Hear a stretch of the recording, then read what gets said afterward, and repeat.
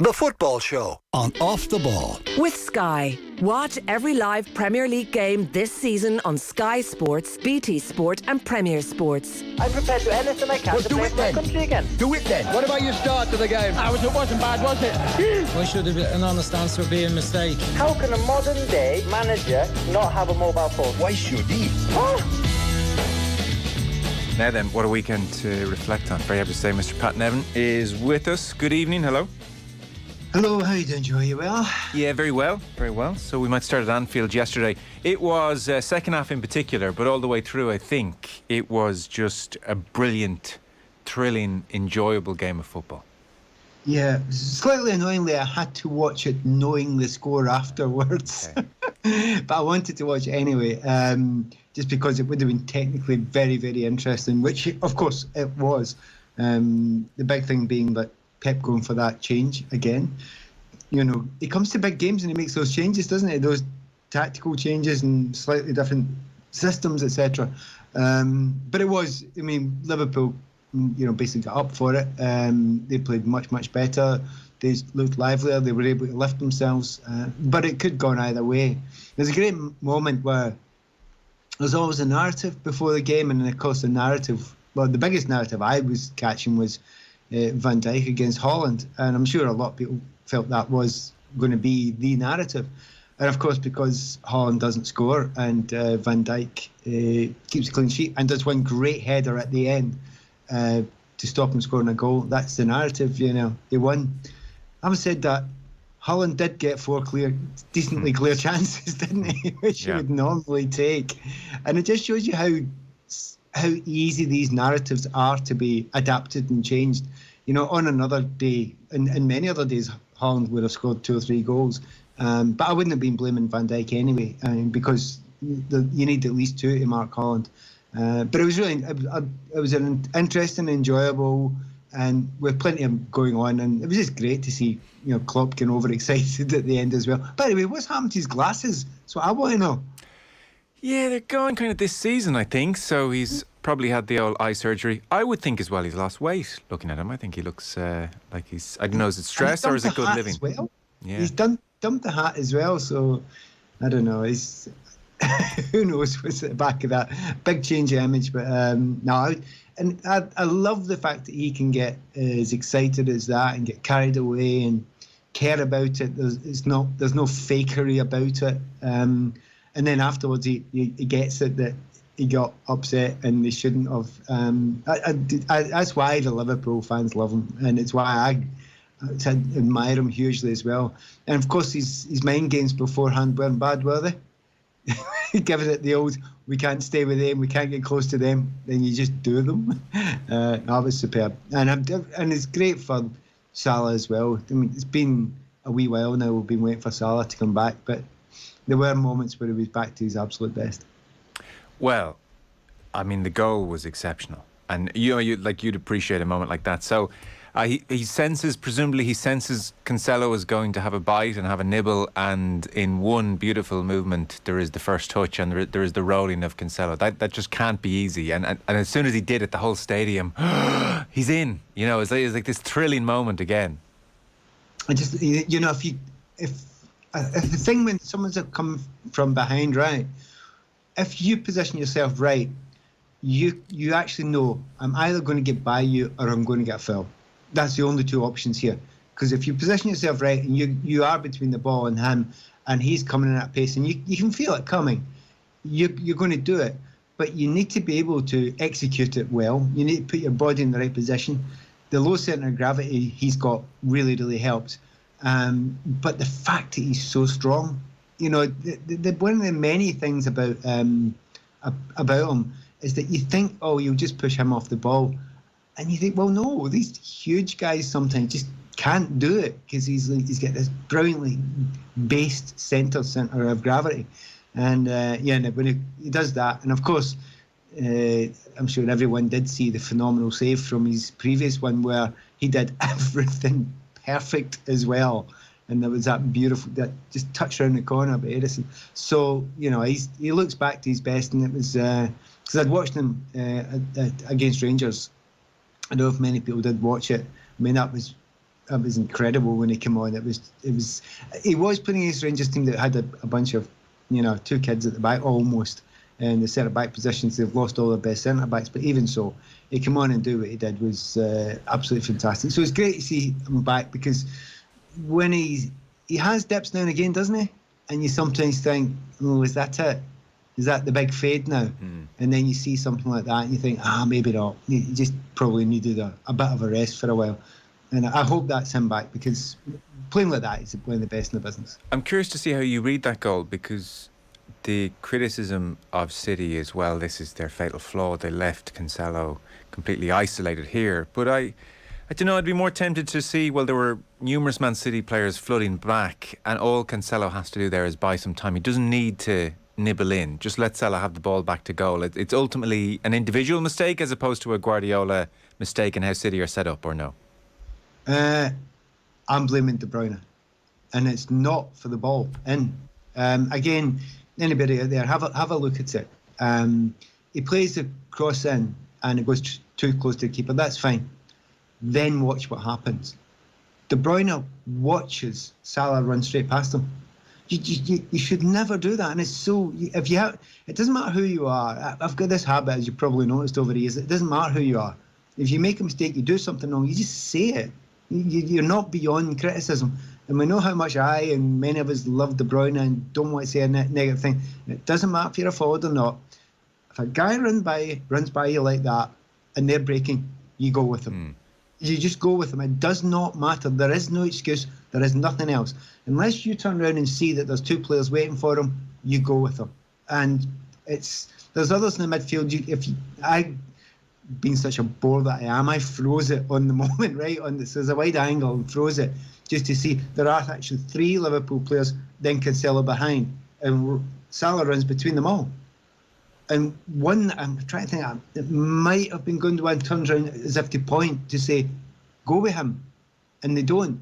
And it's actually unthinkable for, everyone's saying the reasons, and Cancelo's getting all, yeah, okay, he dives in, shouldn't be left 1-on-1, and you run with the player. Because he wasn't 1-on-1. There was nobody up with him, because he ran by 3 players who none of them went with him. So it's, I would look at that more closely if I was arguing about that, because you focus on that one little bit. It wasn't that. It happened beforehand. Okay, very interesting. There's been much talk about Anthony Taylor and his refereeing of the game. And in general terms, it has been praised by many. We'll come to the disallowed goal in a moment. But for instance, I think the Sky punditry team were pretty much of the opinion that the let it flow approach on Taylor's part was very, very good for the game. And Graham Souness was saying as much this morning on TalkSport. Equally, I was listening to Liam Brady. He does a podcast over here with Eamon Dunphy, and Liam Brady said he thought Taylor's performance was awful, and he wasn't just talking about the goal. He was saying, we're getting ourselves very mixed up here. Like, if something's a foul, we have to call it a foul, ultimately, and we're just letting this go a bit too far. Guardiola's main complaint with the disallowed goal was that Taylor seemed to have spoken to the managers, is what I took Guardiola to mean. But in effect, he was saying, well, we're having this policy of letting those minor contacts go for the good of the game and the good of the spectacle. That's all very well, but then as soon as one of those things happens in the build-up to a goal, it's suddenly a foul again, and the inconsistency there is outrageous. So you start where you want here on this. No, that's the rules. He's not a choice, Taylor. He goes by the rules. The rules are that, and he's nailed it perfectly.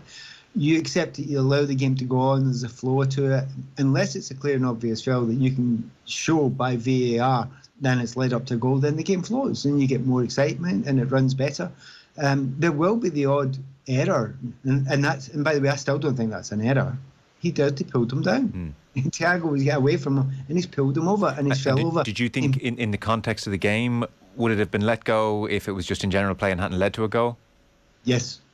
Okay. Absolutely. No, would that not fry your brain as a player that, like, my modus operandi here is completely different dependent on whether or not it leads to a goal or not? The modus operandi is always the same. You just do what you're supposed to do all the time, and then they can figure it out later with VAR. I mean, we'll go on to the Arsenal game, which I was at.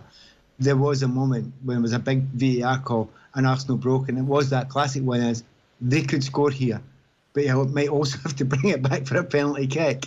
And it was that moment. And that's the modus operandi. you keep on going. I mean, it's the oldest. Go back to anyone who played football millions of years ago. Play the whistle. Just keep playing.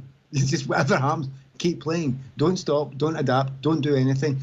They'll figure it out in VAR afterwards. You don't get a choice in that one. And, you know, I think a lot of players are struggling to get their heads around that just now. I mean, still seeing quite a lot of players go to ground, roll about, and the referee says, no, carry on.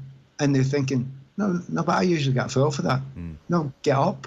And I think that more of them will just start getting up now and saying, oh, right, I've not got it, I'll get on and move, as opposed to this rolling about, killing time, ruining a little bit of time as well. So it's not perfect, I absolutely agree. But the big calls, this is what we wanted, or I certainly wanted with VAR. The massive calls, get them right. And they got it right. Okay. It's a harsh one. And if you're a Man City fan, it's tough. And of course, they said it wouldn't have stood anyway because of, you know, the kick out of the goalkeeper's hands, allegedly. But, you know, I'm actually very, I can't say very happy, but I get it. I absolutely get it. And I'd almost rather it was that than anything else. Don't want to go back to absolutely no VAR, and certainly don't want to go back to last season where the games are two stop-start. I like the pace of them. I'm kind of with Souness in this one. I love the way the pace has increased. It definitely made for a better game, and so I'm kind of happy enough to go along with it. But I can just see how it just is a little bit too a la carte for those involved when it's like, well, I get away with this 6 times out of 10, but then the one time there's a goal, I don't get away with it. There's no consistency here. I can see how that's at its core just a very unsatisfactory solution. But most of them are quite subjective anyway, the ones we're talking about here. The real fouls are given. They've given that. Don't worry, you'll get that, unless there's you can play on and it helps your team and you can play an advantage. But in the vast majority of them, you know, it's just they're trying to get rid of something, and it was people buying fouls too easily. That's what they're trying to get rid of. They cheated too far the other way, and in many ways they're paying the price now. Okay. And I'm cool with that. I'm absolutely cool with that. Interesting. I think the point might have been made on the TV coverage that you were watching, and it struck a lot of us. With Liverpool, there was like this underdog spirit that hasn't been the case in the previous couple of encounters. So the crowd were cheering the smallest feet. And even there was a point, and I was thinking of you and thinking of when we spoke after the Fulham game early on in the season, where in particular to me, I just thought Van Dijk looked like somebody who was really struggling to motivate himself to get up for this game against lesser opponents almost, and to, you know, starting the long road again. There was a moment in the first half where he slid across the ground to stop a cross coming in and put out for a corner, and I thought, I don't think I've seen Van Dijk at full tilt, full stretch, full intensity like that in quite some time. So like there was this Liverpool crowd and team kind of, we need to really be up for this. And the interesting question is, why haven't they been like that over the last couple of games, and will they carry that on now? I've been thinking about this, right? I think it's a great question, and I've been thinking about it a wee bit, and I actually think it ties in with your last question. I think the ruling's changed, and certain teams and certain players can play a different way now. They can be higher tempo. They actually can go into challenges they wouldn't have thought of doing before. And I've watched quite a lot of teams now that I thought, wow, I didn't know you had that in you. Well, they probably did have that energy and that spirit and that tackling, but they were scared to do it because there were all these easy fouls all over the place. So they were actually made to look timid. There's been times I've watched Newcastle this season, and they don't give a stuff. And they're not the only ones. There are quite a lot of teams. Fulham did it in that first game. They won't be able to do it every single game. But I'm looking at a lot of teams thinking, you don't care now. You're going to, especially when they're at home. I have to say, especially when they're at home. So there's no real fear of be you Liverpool, be you Chelsea. You know, maybe there is a bit of a fear against Man City still, just because of the Haaland effect. But I think it goes into that. So Liverpool have been actually facing something that I think they've not faced for quite a while with some teams, that they've been got at. They're absolutely being chased down and hassled and harried and tackled a lot more than they were before. Whereas it was a wee bit easier last season than seasons before to control games because, you know, people were scared to do that. So there's probably a number of reasons, but that's one of them. Because if I'd have seen it with one team, that would be fair enough, and then you'd be making this big example of it. But watch Leeds United doing it. They're the same. They're exactly the same. They will close you, they will chase you, will give you no pace, they have no space at all. They will not be frightened of you. And I'm looking around the league and loving watching some. Now, they can't do it all the time, but there are a lot more trying to do it. And you can now play that higher tempo game, but also a bit more in your face. And also, in simple terms, to use the old language, be a bit more physical. And it's easier for a team that's less talented to be physical. That's the way it is. To what extent do you think a performance and a win like yesterday might jumpstart something approaching the Liverpool title challenge now?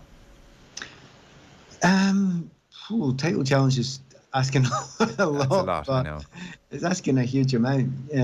But Darwin Núñez, he could become much better. He's a young player. He could improve. He could get much better. Certainly when I've seen them in the flesh this season, which was that 9-0 Bournemouth game, they looked all right then. So there is capabilities there, but it's a huge amount of wins in a row. I think you don't get carried away quite yet. It's one game, it's a home game.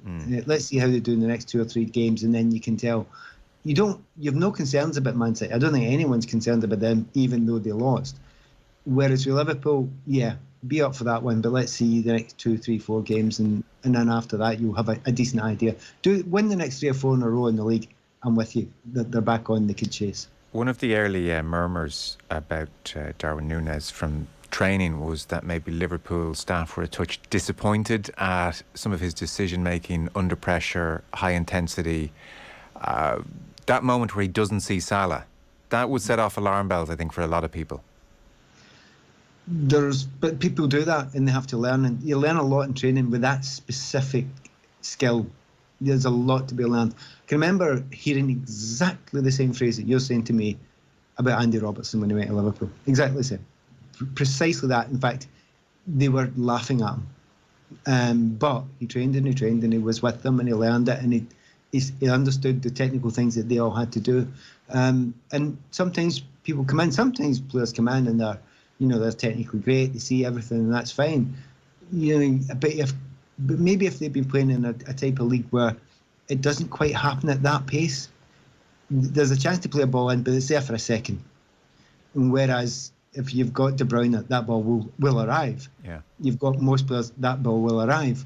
You've come from a league where you had time to go, there it is. I think I'll play that now. You've got, by that time, bang, you're out. You've no chance. And it's about when you train. That's why you ever watch them doing the rondos and all that sort of stuff. It is lightning quick they do it, because they're trying to move your brain up to that speed. And so I would hang off him for a wee while to find out if he's capable of doing that. And remember, he is young as well. So they've done well when they've got technically gifted players. Now I've got a lot of phenomenally technically gifted players, and you think, well, everyone should be like that. Well, not everyone is, and some of them have to be brought up to speed. So I wouldn't write him off yet. Okay, let's circle back to something you mentioned at the top, Pep, and throwing a spanner in the works tactically. It's not every day in a studio, not least yesterday, where you'd have 2 pros like Neville and Carragher just outrightly disagree on what formation a team played in the 90 minutes they just watched. Like it was amazing. I don't know if you saw that as you watched afterwards. So it was kind of like, you're like, well, if those 2 can't agree on what we've just seen, then what hope do the rest of us have? So why don't you tell us, in your view, what formation did the 2 managers play? It's more of a basic question than I've often asked you. Very, very simply this, and it's so funny to watch it, because I don't think there's that many top managers that are playing a system during the game. I don't think they're playing a system anymore. And that, how upsetting is that? Because we all want to hold on to these numbers, but they are deliberately fluid, right? And if it only was as simple as it's system A when you're on the ball and system B when you're off the ball, because that's not new. That's been done a lot. We get that, but it's subtler than that. And it's happening all the time, and it's driving me slightly mad, because I'm watching Potter doing it now. Graham Potter's doing it now. And you've absolutely set up, and you go, all right, it's a back 4, and I've got that. Yeah, so, and then you look again and go, no, you're a back 3. And it's what they do. They clearly work in training. And I'm just using defence now because that's the simplest part. Because when you start going on to inverting your full backs and then getting them to set up front as wingers, it gets really all over the place, and sometimes I think too complicated for the players. And that is true. That can get too complicated. But I watch them now, and I think they've got a number of players in each of the teams now where they say, right, when you're going now, we'll all move. So this is kind of close to the Dutch thing, the kind of total football ideal, which, if you listen to what Cruyff used to say, and it was this whole, the whole round thing and one in the middle, and it doesn't matter where you are, but you will always cover the other player. And that's kind of where you're trying to get to. So good luck trying to figure out what that system is, because that ain't really a system. And I think there's a bit of that going on. I think there's certainly less of it with Klopp, because with Klopp he'll adapt it and it'll be subtle, but you'll know that it's a back four, and you'll know that there's a couple of players or three players there, and you'll know that there's one or two between them. But I think with the likes of Potter and the likes with Pep, it gets much, much more subtle than that. And funny, I had a laugh because I went on 3 different websites to see what Chelsea's system was, and they were all different. The weekend, every one of them was different. I had that experience because I knew I was going to ask you about Chelsea later on, and I didn't see the game in full, so I wanted to check, and I've had different answers as well. Exactly, and that's right. With City, though, for instance, like so often, it is a bit more apparent than it might have been yesterday. Like if you take their right-hand side, or even both sides, there's often the full-back and then, say, De Bruyne on the right-hand side, and then let's say it's Bernardo Silva or Mahrez ahead of him. You'll often see that shape where De Bruyne is making a run on the inside channel ahead of the winger in front of him, and that's a fairly familiar pattern, and that kind of pops up again and again. For instance, what did Pep do that was maybe slightly different to what he usually does? I just felt that because it was a more obvious 3-ish at the back, and Cancelo wasn't always there, and Akanji was in a slightly different position, and then you were asking guys who are not fullbacks to do the fullback position when Aki's not a fullback. He really isn't a fullback. But you ask him sometimes to go and do the fullback position, and he kind of looks a slight fish out of water when he's doing that. He's played there before. He's a better centre back. He's better centre midfield player. Those sort of things. So he's asking players, but he believes they can all do it. He believes they can all adapt and change to that situation. I felt a lot of the time they were a 3-ish, but then as soon as you had your mind at the back, you had your mind on that, you thought, oh God, he's adapted it again, and where are you going, Cancelo? Oh, you were back there. Actually, De Bruyne always moves and always adapts. I think one of my favourite things watching Pep over the years, trying to get inside his head and see what not the shape you're trying to do, where's the weakness you're trying to get to. And I've often seen that he's pulled players in certain places because he's seen the weakness in the opposition and thought, that's where the weakness is. So you're almost squeezing your whole team to, it's like you've been on a boat and you're moving everyone to the side and everyone falls over a wee bit, so that you can create this overlap. And I think he tries to do that and then overthinks it sometimes. Well, it did seem like Bernardo Silva was definitely drifting over to the left-hand side quite a bit. He started ahead of De Bruyne on the right, but it did seem like they looked at James Milner and said, well, we're going to get bodies over there and let's see how Milner's looking. But I don't know if that worked necessarily. Yeah, well, you're not going to spend your time really trying to do Robertson if you've got Milner at fullback. You're going to try and do Milner. Yeah. It's kind of the obvious thing to do. Now, but that's nothing new against Liverpool because everybody knows that's where the weakness was defensively when if you go at that sort of position. But I think it's sometimes, again, you can overthink it, when we all can overthink it. But I think he's thought, right, that's how we do them. That's how we beat them. That's how we get in a position so that we can put crosses in, so that we're obviously Haaland can then score from them. And then it kind of wasn't really working because it was a cleverness. And I thought Harvey Elliott, he's a fabulous player. He's just... I was thinking of him when we were talking before about Nunes. Yeah. And Nunes comes in, and you say, why is he not getting these technical stuff? They're doing the right thing at the right time. And then you watch your youngster like Harvey Elliott and you go, you've got it all, mate. You get it right all the time. You're class. You're an absolute class act. But Harvey Elliott did a lot of the other stuff. And what we were talking to you about a few weeks ago about the two sitting midfielders now. Yeah. So it was Thiago and Fabinho. They kind of when they do that, they're just a bit better. They just looked a bit better structured. They looked, harder to get by. And if you've got Elliott going back and doing the job of the whole line there to cover his fullback in a very old-fashioned way, cover your fullback that's maybe needs a little bit of help. That wasn't even particularly complicated, but it was completely effective. Yes. Well, it was an interesting game. We're going to take a very short break because there's a whole other weekend's worth of football to chat to you about on the far side. Pat Nevin staying with us. The Football Show is brought to you by Sky. Watch every live Premier League game this season on Sky Sports, BT Sport and Premier Sports. We're back in just 1 second. Football on Off the Ball. With Sky, watch all the football you love, including the biggest Premier League games every weekend. Live on Sky. This is News Talk.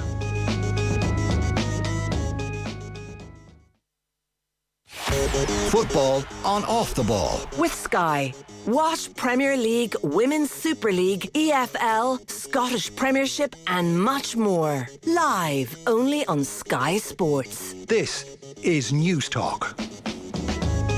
Welcome back. We're chatting through the weekend's football. Pat Nevin is with us. We've touched on events at Anfield. Obviously, Arsenal very, very happy with how the weekend turned out. They are 4 points clear of Manchester City. Same number of games played. They beat Leeds United 1-0 at Ellen Road yesterday. Eventually, it was looking in doubt for some time. They put some money in the meter and got going. So you were there, Pat? I was. I'll tell you what, it's among the most enjoyable games I've been to for a long, long time. It was a cracker. Obviously, it was infuriating with the big delay at the start. Arsenal played some football in the first half. They some absolutely brilliant. There's a couple of moves that were, honestly, they purred, and you just thought that's a thing of great beauty, and you're pleading with them to score at the end of it. And you just thought, you will eventually tire out Leeds and they'll fall apart, and then they got the goal, and you just seen it all coming. Then the hell you did. Leeds were absolutely phenomenal in the second half. I loved what they did. Everybody's had question marks over Jesse Marsh, and that's normal. He's a new guy in, and it doesn't help he's American, because some people make question marks over him. But the bravery of his team in the second half, they absolutely battered Arsenal. They battered them. It's a complete and utter. And I got a lot of stick on, in certain parts of social media, because I was basically saying that. And Arsenal fans, oh, you're biased against Arsenal. No, I'm not. You got hammered in the second half. That's it. There's no getting around it. The luck that they had to, ride to finish that game, and there was a whole bunch of them. I almost seem to watch Leeds every time and don't understand. The last time I seen them live was against Chelsea. They've done them 3-0. They've got Sinisterra, fabulous player. Aronson was off the scale. What a game he had. It was absolutely destroying them. Such a shame for Rodrigo, because he was playing brilliantly. Then he has one bad pass, and of course it destroys the entire game for him. But all the way through their team, they were great. I should be talking about Arsenal just now, shouldn't I? No, you're fine. It's your takeaway from the game. You can't, okay. That's the point. You can't really, because that second half performance was so exceptional from them. And Arsenal, the problem with Arsenal slightly got right. They go away from home. Every game's away. Almost every game away from home is going to be hard now, right? Just about everyone, for the reasons mentioned before. It's different now. Teams are allowed to hassle you. They're allowed to be more physical than before, and they can be upbeat. And by the way, you can make 5 substitutions, so you don't get as tired as you used to get. So you're going to actually get a faster game now. And I'm watching that with Brentford's and Leeds and Newcastle and a lot of them. It's great, but it's hellishly hard to play against for some teams. Everyone's been waiting to see what the weaknesses are at Arsenal, and various things have been tried. And when they did Liverpool, you thought, wow, that's the real deal. And obviously they did Spurs before that, and you're thinking, and they're playing great in the first half, and then they get closed down, and you've no idea how bad they were trying to play out for the back. Right. You're thinking, whoa, steady on. Are you really that? Because I hadn't seen it before. Because they played this beautiful football out from the back in the first half. Second half, honestly, they looked amateurish is hard. It's not amateurish. They were one of the poorer teams playing out to the back. And did Gabriel get caught often as a matter of interest? Because he's Saliba and Gabriel. Both. Yeah, both of them. Absolutely both of them. Ben White, in the end, they took him off, and that was kind. That was really kind of them to take him off because he was getting caught consistently. The intelligence of the closing down from Leeds United was brilliant, and it was helped by Bamford because he's really clever at that stuff. He knows when to do it. He knows when to set it off. He just could not move, couldn't get out, and it was honestly and the buzz of the place. I mean, Elland Road, what a place to go and watch a game of football. I mean, really, they laugh at the southern softies. And you understand why, because you go there, and it is amazing to watch a game of football.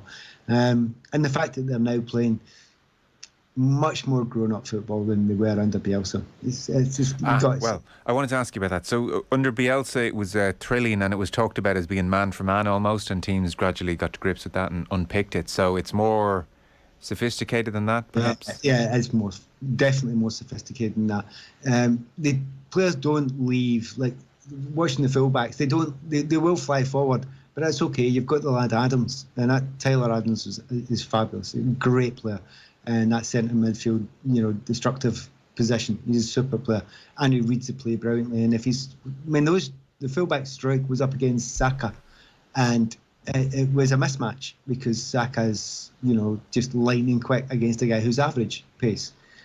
But the help that Struijk got when it was spotted that he had a problem, be it Roca, be it Adams going over, it was really clever.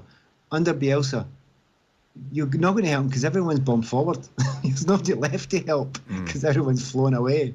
You don't get that. It's much better than that. So even though they're brave and they're sharp and they put players forward, it's done intelligently. It's done with a good thought in mind, and they'll be much, much harder. And I know they're not in a good position just now. They're near the bottom of the league, but honestly, I don't have any worries for them. If you're a Leeds United fan, they get standing ovation for a lot of their fans coming off the pitch when they calmed down, because the game did go absolutely mental right at the end, which was do you know when you're doing your job, or any of us listening, you're doing your job and there are difficult moments? Well, we had one of our difficult moments during the commentary, because you're watching it and thinking, what the hell happened there? Is that sending off? Is that a penalty? Was that a booking? Should it have been this? Should it have been that? It's the 96th minute. This is mayhem. And it was so exciting because it happened in front of the noisiest part of Leeds fans, and it was, and the Leeds fans they're not stupid. They got it. That's a right good team. Whereas if you look at Arsenal, they were second best. They were very, very lucky to get the 3 points, but that's the point everyone's making. And time's gone by, they lose that. Yeah, they absolutely lose that, but they didn't this time. We'll watch this space. I want to chat to you about Chelsea Villa in a second, but just to touch briefly, as you were watching the game at Elland Road, it finished Newcastle 0, Manchester United 0 at Old Trafford. So we don't have to get too in depth on the specifics here, because I appreciate you didn't see it. But just one thought for you. Ronaldo's always talked about as this great pro, and his apologists in the media talk about what a great professional he is. That has to extend to when you're substituted, behaving like an adult and setting an example and a cultural example, and not shaking your head for the whole world to see. He's not a great pro if he behaves like this. Right, well, you're going to get me into trouble again, because I was doing my coverage, right, and an hour before the game, I had a number of other former pros, one of whom had played at Real Madrid, and all saying he should be playing, he should be starting every single game, he's the man, he's this, he's that, he scored 700 goals. I had Darren Fletcher saying he's a star, and I'm going, well, no, actually, he should actually start behaving like a footballer, a correctly behaving footballer. When it's not working for you, mate, you've got to do it for the team. If you're left out, you should come on for half an hour and work your socks off. I know you're Ronaldo, it doesn't matter. You have to do the right things. And I have to say, I was 1 against 4, but I stood my ground. I really stood my ground on it, because, and I'm thinking, I know what's going to happen here. He's going to score the winning goal, and everyone's going to say, I told you, what do you know, and all that sort of stuff. So I wasn't willing him to do badly, but I was thinking afterwards, there's a reason why a number of managers left him out, or tried to get him to play in a way that he can and be very, very effective for a shorter period of time, because he's a super player, he's a super goal scorer, but he's not a Superman. He is human, and he's of a certain age, and you can't do those things anymore that he used to do, particularly in closing teams down. Each manager he's been under in the last couple of years has said that, and everyone seems to blanket because I think they just don't want to accept it. He has to get his head right and say, look, this isn't about me. It's not about 700 goals. It's not about I want to play in the Champions League. It's not about I've been subbed, so I'm going in a big huff about it. Now, classically, you don't want to be happy being subbed. But you just, what a downer it wasn't everyone. Because everybody knew. Yeah. Everybody knew that was the focus then. Yeah. You shouldn't be doing that. You should be saying, right, team, you should be going to Rashford, go on and score a goal. That is what you want in your team. And my point I made before the game was, Sir Alex Ferguson in his day would never have accepted it. Absolutely not. Because it doesn't matter if you're Beckham, or it doesn't matter if you're Stam, it doesn't matter who you are. If you don't show the right attitude, you're out. And worst of all, Ronaldo knows better than anyone that it's going to be the focal point afterwards, and he's doing it very deliberately. And like I'm open to various people in the media saying, well, he should have been left on. He was the most likely goal scorer. They needed a goal. It was a mistake to take him off. That's fine. That is a separate issue. But I think those same people in the media are just apologists for everything he does. And he's an example to the young players there. And he's hanging out his manager to dry. And he's doing it deliberately. And he's, we would call him a May Feiner over here, Pat. He's out for himself.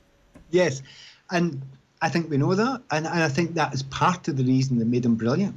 Sure, totally. Yeah.